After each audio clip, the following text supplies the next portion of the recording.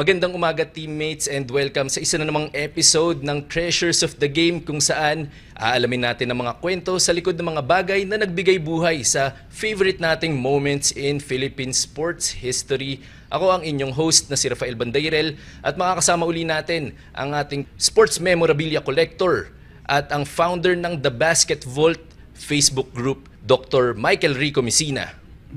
Salamat, Raf, at welcome sa lahat ng ating teammates. Welcome dito sa ating pangalawang episode ng Treasures of the Game. Ngayon, babalik tayo sa pinakasimula dahil alam naman natin bilang Pinoy sports fans, ang pinaka-favorite talaga natin, walang iba kundi basketball, di ba, Doc? Yes, itong sport na to sobrang ingrained no, sa consciousness ng halos lahat ng Pilipino Halos dito lahat. sa bansa. Oo. Kumbaga, it's a national holiday kapag meron talaga tayo mga malalaking basketball events, talagang halos lahat nakatutok. Pero, Doc, ngayon naalamin natin kung paano ba talaga pumasok sa kultura at kaisipan ng mga Pilipino ang laro ng basketball. Actually, ang basketball ay isang sport na dala ng mga Amerikano. Mga 1910s, una itong tinuro sa ating mga eskwela at saka sa mga establishments natin, no? Mga sports establishments sa bansa. So ngayon, di ba, ang basketball, pag sinabi nating basketball, PBA, mga lalaki ang mga naglalaro. And mga nanonood, madalas lalaki rin. Pero alam nyo ba na kung babalikan natin yung pinakasimula ng basketball sa Pilipinas, ang mga unang tinuruan at yung mga unang naglaro ng basketball ay mga babae. At I believe meron tayong mga items na magpapatunay ng sinasabi nito ni Doc Mico. Okay? So Doc, saan tayo magsisimula dito? So dito tayo magsisimula sa mga postcards na ito. Makikita natin mga batang kababaihan na naka-school uniform at meron silang hawak na basketball. Mga babae na yun, yung mga estudyanteng babae, sila yung mga unang tinuruan mag-basketball at ang mga unang naglaro ng organized basketball sa Pilipinas. Paano po nagsimula na tinuruan nga ang ating mga young women ng sport ng basketball? So nung in-establish kasi ng mga Amerikano yung ating educational system, under ng Bureau of Education, kasama doon sa trust is yung pagpalaganap ng sports sa Pilipinas. So particularly yung mga sports na ginagawa doon sa Amerika. Yung mga sports na yon, ginawan nila sila ng groupings or hanay. So merong mga sports na para sa babae, meron din na para sa mga lalaki. So ngayon, ang basketball back then, no mga early 1900s, isa siyang relatively na bago na sport. Kumpara sa mga track and field or football. So kaya ang ginawa nung nag-organize nung ating Bureau of Education at doon sa sports, doon siya nilagay sa sport na pambabae. Okay. So kaya unang mga tinuruan ng basketball ay ang mga kababaihang estudyante natin. Ito'y ginawa noong 1911. So ang tinatawag natin sa competition na yon ay Philippine Carnival. So, doon sa Philippine Carnival na yon, meron siyang sports na exhibition or sports na tournament. So, doon naglaro yung mga iba't ibang teams ng kababaihan galing sa iba't ibang mga eskwela. So, ang nagdomina ng sport na yon noong 1911 tsaka 1913 ay yung Tondo Intermediate School. Yung mga taga-Tondo pala talagang malalakas Malalakas, mag-basketball. oo. Simula nung dati pa, Doc. Mula noon hanggang Mula ngayon. Oo.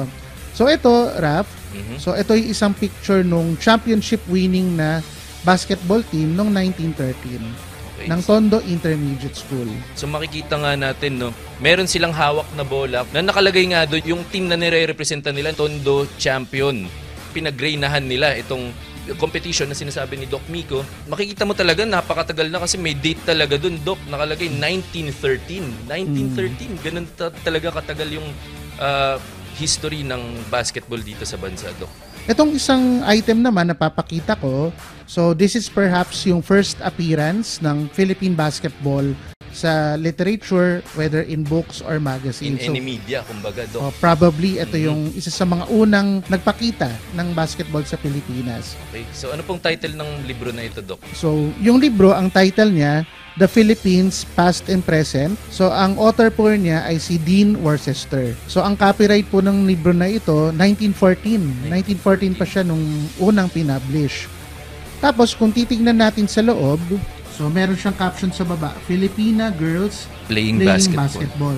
Speaking of books, meron pa tayong isa. Doc, can you tell us about the relevance of this piece of literature, Doc? Yung title niya, The History and Development of Physical Education and Sports in the Philippines. Tapos nung pinakita sa akin nung seller yung table of contents, nakalagay doon yung early Philippine basketball history tsaka yung pag-compete natin sa mga sinaunang international events.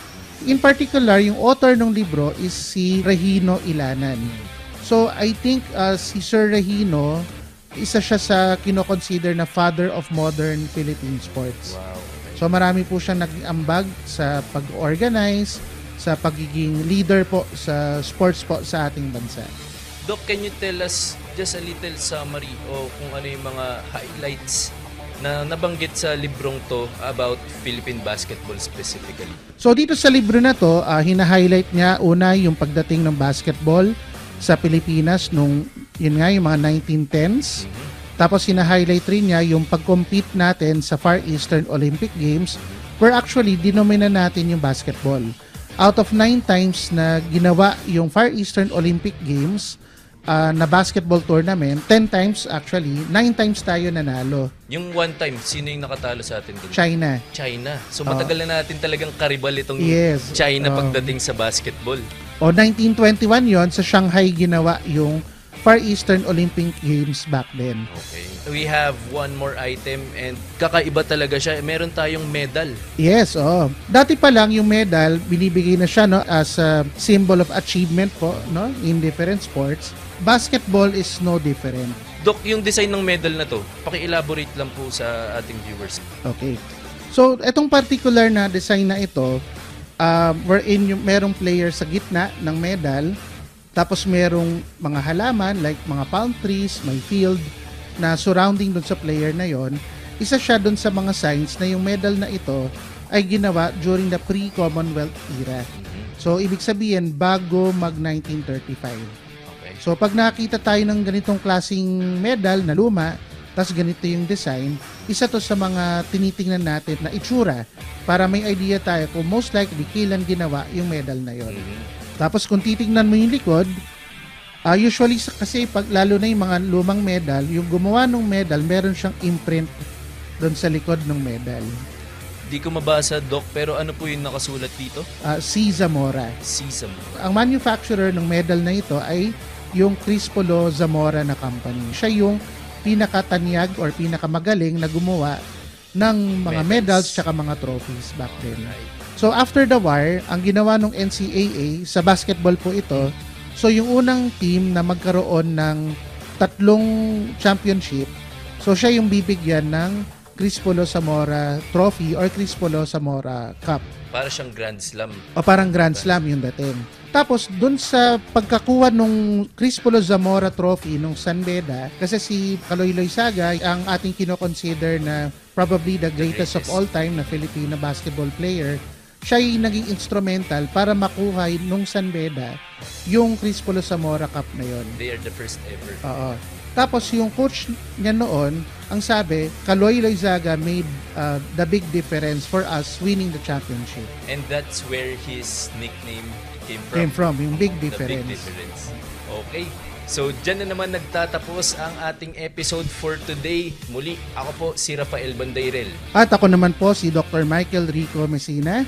And again, nandito po tayo sharing our treasures and sharing your stories.